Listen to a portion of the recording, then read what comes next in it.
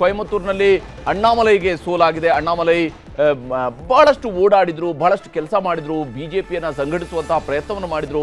ಆದರೆ ಕೊಯಮತ್ತೂರಿನಲ್ಲಿ ಅಣ್ಣಾಮಲೈ ಸೋಲನ್ನು ಕಂಡಿದ್ದಾರೆ. 3ನೇ ಸ್ಥಾನಕ್ಕೆ ಕುಸಿದಿದ್ದಾರೆ ಅನ್ನುವಂತಹ ಮಾಹಿತಿ ಇತ್ತು. ಅಲ್ಲಿ ಡಿಎಂಕೆ ಅಭ್ಯರ್ಥಿ ಗಣಪತಿಯವರು ಗೆಲುವನ್ನು ದಾಖಲಿಸಿಕೊಂಡಿದ್ದಾರೆ. ಡಿಎಂಕೆ ಅಭ್ಯರ್ಥಿ ಕೊಯಮತ್ತೂರಿನಲ್ಲಿ ಗೆಲುವನ್ನು ದಾಖಲಿಸಿಕೊಂಡಿದ್ದಾರೆ.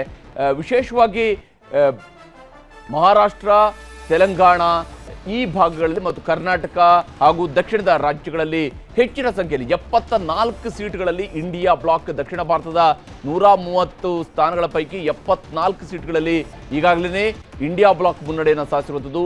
51 ಸ್ಥಾನಗಳಲ್ಲಿ ಮಾತ್ರನೇ NDA ಮುನ್ನಡೆಯನ್ನು ಸಾಧಿಸೋದಕ್ಕೆ ಸಾಧ್ಯ ಆಗಿರುವಂಥದ್ದು. ಈಗಾಗಲೇ ಕೊಯಮತ್ತೂರಿನಲ್ಲಿ ಅಣ್ಣಾಮಲೈ ಸೋಲನ್ನು ಕಂಡಿದ್ದಾರೆ. 295 ಲೋಕಸಭಾ ಕ್ಷೇತ್ರಗಳಲ್ಲಿ ಈಗಾಗಲೇ NDA ಮುನ್ನಡೆಯನ್ನು ಸಾಧಿಸಿರುವಂಥದ್ದು. 228 ಲೋಕಸಭಾ ಕ್ಷೇತ್ರಗಳಲ್ಲಿ ಇಂಡಿಯಾ ಬ್ಲಾಕ್ ಮುನ್ನಡೆಯನ್ನು ಸಾಧಿಸಿದೆ. ಇಂಡಿಯಾ ಬ್ಲಾಕ್ ಆಲ್ರೆಡಿ ನ್ಯೂಸ್ 18 ನೀಡಿರುವಂತಹ ನ್ಯೂಸ್ 18ಗೆ ಸಿಕ್ಕಿರುವಂತಹ ಮಾಹಿತಿಯ ಪ್ರಕಾರ ಇಂಡಿಯಾ ಬ್ಲಾಕ್ನ ನಾಯಕರು ಆಲ್ರೆಡಿ ಕೆಲ ಪ್ರಾದೇಶಿಕ ಪಕ್ಷಗಳನ್ನು ಸಂಪರ್ಕಿಸುವಂತಹ ಪ್ರಯತ್ನವನ್ನು ಕೂಡ ಮಾಡ್ತಾ ಇದ್ದಾರಂತೆ. TDP ಹಾಗೆಯೇ JDU ಎರಡೂ ಪಕ್ಷಗಳು ಕೂಡ NDAಯ ಪಾರ್ಟ್ನರ್ಗಳಾಗಿದ್ದಾರೆ. ಆದರೆ ಆ ನಾಯಕರುಗಳನ್ನು ಕೂಡ ಸಂಪರ್ಕಿಸುವಂತಹ ಪ್ರಯತ್ನವನ್ನು ಮಾಡ್ತಾ ಇದ್ದಾರೆ. ಇನ್ನು ಬಳ್ಳಾರಿಯಲ್ಲಿ ಈ ತುಕಾರಾಂ ಅವರು ಭರ್ಜರಿ ಗೆಲುವನ್ನು ದಾಖಲಿಸಿಕೊಂಡಿದ್ದಾರೆ. ಬಳ್ಳಾರಿಯಲ್ಲಿ ಭರ್ಜರಿ ಗೆಲುವನ್ನು ದಾಖಲಿಸಿಕೊಂಡಿದ್ದಾರೆ ಈ ತುಕಾರಾಂ.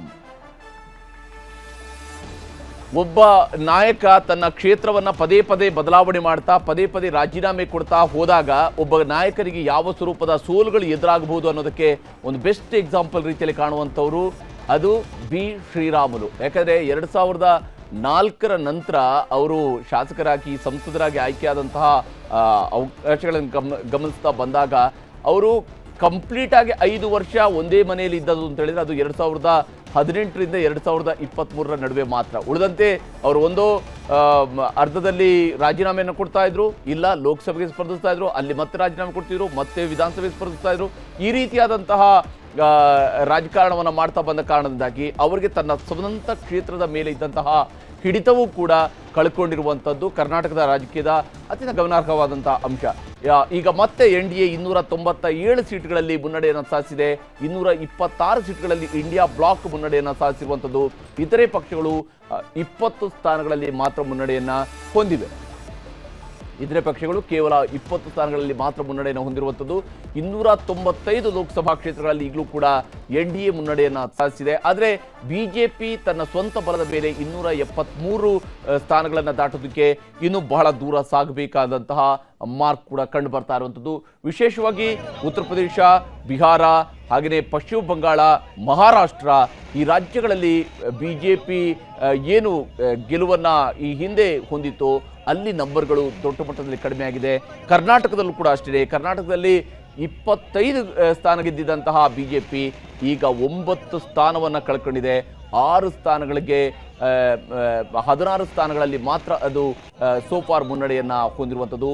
9 ಸ್ಥಾನಗಳು ಕರ್ನಾಟಕದಲ್ಲಿನೇ ಮೈನಸ್ ಆಗ್ತಾ ಇರುವಂಥದ್ದು. ಆದರೆ ಬಿಜೆಪಿಗೆ ಅನುಕೂಲ ಮಾಡಿಕೊಟ್ಟಿರುವಂತಹ ರಾಜ್ಯಗಳು ಅಂತ ಹೇಳಿದರೆ ಅದು ಒಂದು ಬಹಳ ಮುಖ್ಯವಾಗಿ ಆಂಧ್ರ ಪ್ರದೇಶದಲ್ಲಿ ಮಾಡಿಕೊಂಡಂತಹ ಮೈತ್ರಿ.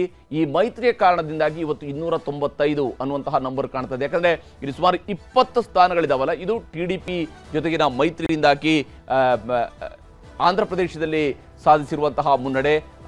ಒಂದು ವೇಳೆ ಆ ಒಂದು ಮೈತ್ರಿ ಆಗದೇ ಇರ್ತಿದ್ರೆ NDAಗೆ ಮತ್ತಷ್ಟು ಸವಾಲುಗಳು ಇದ್ವು. ಆದರೆ ಈಗ NDA 295 ಸ್ಥಾನಗಳ ಮೂಲಕವಾಗಿ ಮುನ್ನಡೆಯನ್ನು ಸಾಧಿಸಿದೆ. ಕಾಂಗ್ರೆಸ್ನ ಸಾಗರ್ ಖಂಡ್ರೆ ಬೀದರ್ನಲ್ಲಿ ದೊಡ್ಡ ಅಂತರದ ಮುನ್ನಡೆಯನ್ನು ಸಾಧಿಸಿಕೊಂಡಿದ್ದಾರೆ. 1 ಲಕ್ಷಕ್ಕೂ ಅಧಿಕ ಮತಗಳ ಮುನ್ನಡೆಯನ್ನು ಹೊಂದಿದ್ದಾರೆ.